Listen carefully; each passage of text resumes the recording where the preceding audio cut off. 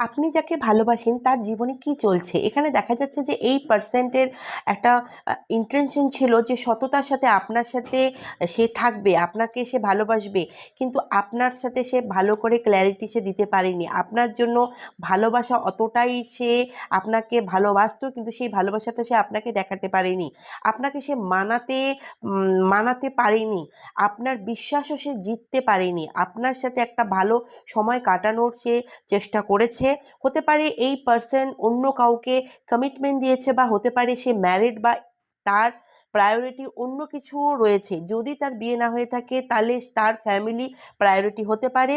তার ফ্যামিলির সাথে তার বন্ডিং এখন কিন্তু ঠিক নেই। প্রবলেম চলছে, ঝগড়া চলছে, স্ট্রেস চলছে তার ফ্যামিলির সাথে।